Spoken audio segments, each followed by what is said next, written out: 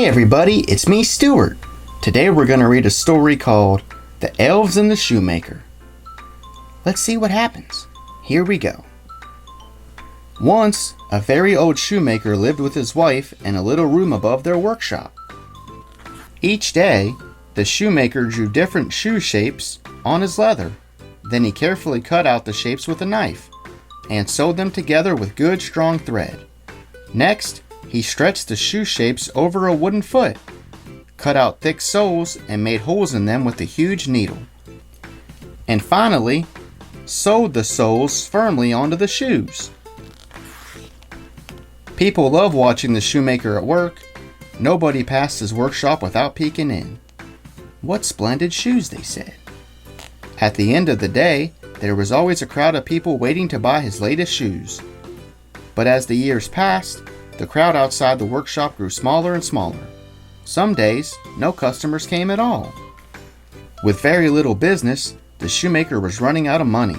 Soon, he could only afford enough leather to make one more pair of shoes. He cut out the shoe shapes and laid them on his work table. Then he yawned. "I'm too tired to sew these today," he sighed. Early the next morning, he went downstairs and stopped in amazement. "Am I dreaming?" he asked himself. There, on his table, stood a perfect pair of shoes. Someone had neatly sewn up the leather. What's more, they had sewn shiny golden buckles on the front. The shoemaker was baffled. I wonder who did it. He placed the shoes in his window. Before long, a gentleman came in. "These shoes are divine," he cried. "They sparkle and shine, and they fit like a glove." And he paid for the shoes with a gold coin. Now, the shoemaker could afford to make 2 pairs of shoes. As he cut them out, he yawned. "I'll finish them tomorrow," he thought.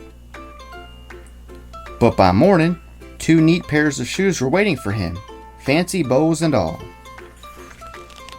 That day, the puzzled shoemaker had 2 more happy customers. Now, he had enough money to buy leather for 4 pairs of shoes. After cutting out the leather, the shoemaker went to bed. The next morning, he couldn't believe his luck. On the table stood 4 perfect pairs of shoes. "It must be magic," he cried. And so it went on. The more leather the shoemaker cut, the more shoes he found in the morning. Wow, magic. Within weeks, business was booming. The shoemaker was a happy man. He had lots of money and little to do, but he still didn't know where the shoes were coming from. "Who do you think is making our shoes?" whispered the shoemaker. "I don't know," said his wife, "but let's find out." That night, instead of going to bed, they hid behind some coats hanging in a corner of the workshop. They're going to catch whoever's doing it. Everything was quiet until midnight, when 2 little elves rushed in, wearing nothing but rags. They sat down at the table and quickly began to sew.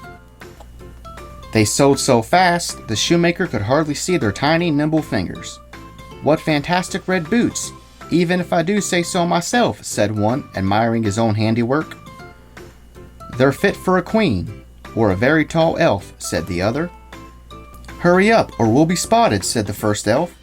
"I'm almost done," the second replied. Then they polished the boots until they shone, and left them on the workshop table. They disappeared through the door and raced up the street. The shoemaker and his wife looked at each other, astonished.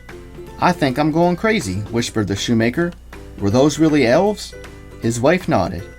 "How can we ever repay their kindness?" she wondered. "Perhaps I could give them one of my best cabbage and custard crumbles." "Or we can make them some new clothes," said the shoemaker. "What a splendid idea," she replied, and they set to work. The shoemaker made 2 pairs of tiny boots, and his wife spent all day sewing little suits. That night, instead of leaving leather on the table, the shoemaker left 2 piles of clothes. Then he and his wife hid behind the coats again and waited for the elves. The elves were delighted with their new outfits. They scrambled into them and danced and skipped all around the room. "I've never worn shoes before. Wow, my very own shirt." They seemed to like it. "How handsome we look," they cried. "We're far too grand to work now." "Come on," said the first elf. "Let's show our friends how fine we look." The elves skipped merrily out of the door. The shoemaker and his wife happily watched them dance up the street. The shoemaker might have lost his magic helpers, but now he had plenty of customers and wonderful ideas for shoes. And as for the elves, they never sewed another shoe. Wow. The end. Well, that was a fun story about them tiny little elves and the shoemaker.